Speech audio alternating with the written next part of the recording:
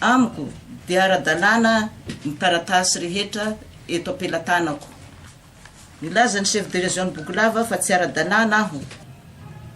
Ny permis anefa amin'izao fotoana zao ao amin'ny milina tsy mbola misy mivoaka ny tena permis.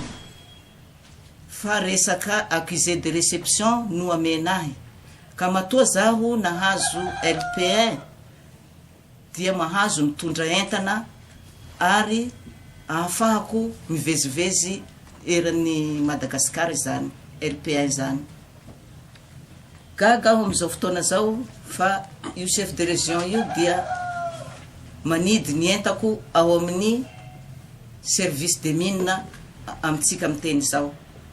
Malahelo ny foko ary malahelo aho satria maninona moa ny olona rehetra miasa, maninona betsaka ny karana ny vazaha ny vahiny miasa eto Madagasikara, mahazo malalaka, amena malalaka, nefa izaho mpiasa madinika tiky no ataon'io chef de région io hoatran'izao.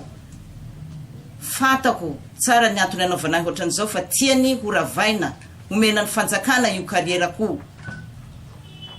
Ary zaho dia tsy manaiky an'izany. Raha ohatra ka ara-dalàna moa izy ary tena ny fanjakana marina io, maninona zaho teneniny fa hoe raha tsy misasaka aminy amin'ireo entako reo dia tsy tafita reo entako reo.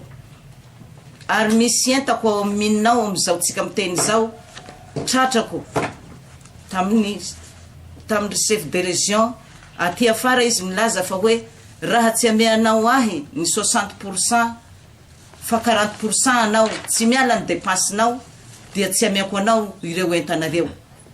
Dia mangataka aminareo aho mba hijery akaiky an'izao toerana misy ahy izao. Nentiko io entana roa camion io avy any toerana nialako, tody Soamantsara hatraty Miarinarivo. Midika zay fa ara-dalàna ny taratasy nijereny manam-pahefana teny an-dalana.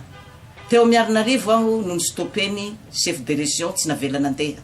Chef de région ny Bokolava io tompo.